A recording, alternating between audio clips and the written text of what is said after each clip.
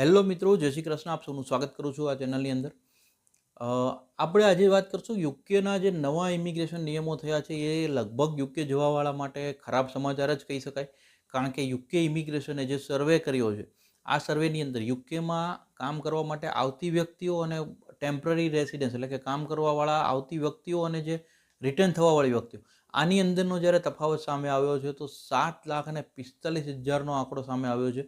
એટલે UK immigration તરફથી હવે અમુક નિયમો કડક થવાની શક્યતાઓ છે.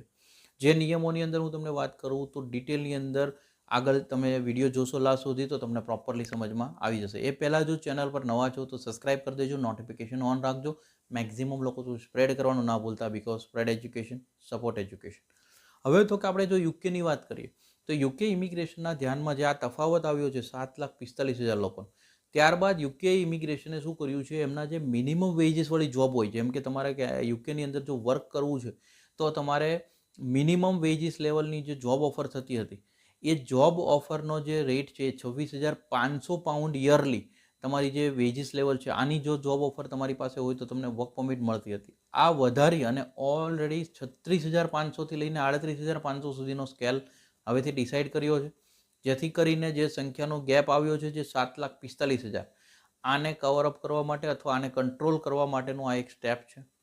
આની સાથે જ જે સ્પાઉસ લિમિટ હતી, કે જે સ્પાઉસ ડિપેન્ડન્ટને જે યુકેમાં લઈ જવા છે અથવા કામ કરવા માટે બોલાવવા છે, તો એની જે મિનિમમ જોબ ઓફરની વેજીસ લેવલ હતા એ 18,500 હતા, એને 38,500 લગી લંબાવવામાં આવ્યા છે. એટલે આની અંદર બી જે મિનિમમ જોબનો જે વેજીસ સ્કેલ હતો એને વધારવામાં આવ્યો છે. સાથે જ જો આપણે હવે વાત કરીએ તો યુકેની અંદર જે ડિપેન્ડન્ટના આંકડાઓ છે, જે 70,000 જેવા સ્પાઉસ અથવા ડિપેન્ડન્ટ્સને ભારત તથા બીજી કન્ટ્રીઓમાંથી યુકેની અંદર બોલાવવામાં આવ્યા હતા.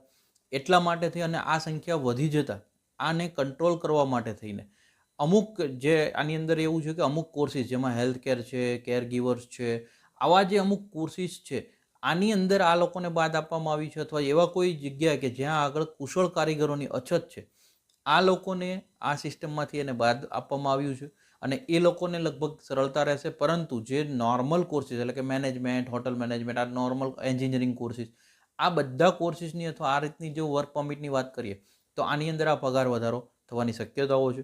જ્યાં આગળ હું તમને એક વસ્તુ કહું કે જો વિઝા રેશિયો જોઈએ તો અલ્ટિમેટલી હેલ્થકેરની જ વાત ખાલી કરીએ તો ભારતમાંથી 32%, 16% જે છે એ ઝિમ્બાબ્વે અને નાઇજીરિયામાંથી 15% જેટલા કારીગરો અથવા કામગરો જે કહેવાય છે એ યુકેની અંદર સેટલ થયા હતા. જે લાસ્ટ યરના આંકડાઓ જે દર્શાવે છે એ આંકડાઓ પ્રમાણે કહું.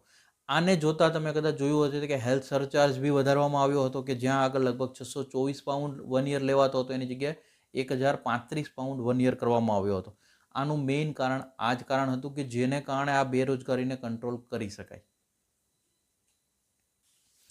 અને આ સાથે જો જોઈએ તો અલ્ટિમેટલી જે યુકેના જે ઇમિગ્રેશન ઓફિસર કહેવાય, ક્વેરલિન જે છે, એમના અનુમાન પ્રમાણે આ જે નીતિ આખી ઘડવામાં આવી છે એ મુજબ દર વર્ષે યુકેમાં જવાવાળા વિદ્યાર્થીઓ અથવા ટેમ્પરરી રેસિડન્સની વાત કરીએ તો વિદ્યાર્થીઓ આવી ગયા, વર્ક પરમિટ પર જવાવાળા કામગારો, કારીગર્સ કહેવાય, આ લોકો જે છે આમની સંખ્યાની અંદર 3 લાખ જેવો ઘટાડો થઈ શકે એવી શક્યતા છે, જેથી કરીને યુકે ઇમિગ્રેશનને આ જે યોજના છે એનો ફાયદો મળે એવું અનુમાન એક એમણે આપ્યું હતું, કે જ્યાં આગળ આ એક અપડેટ તમારી સાથે મેં શેર કરી છે. બને એટલી સરળ ભાષાની અંદર મેં જેટલી બી તમને લોકોને પ્રોપર સમજાય એ કોશિશ કરી છે કે તમને બહુ સરળ લેંગ્વેજની અંદર આ વસ્તુ સમજાઈ શકે.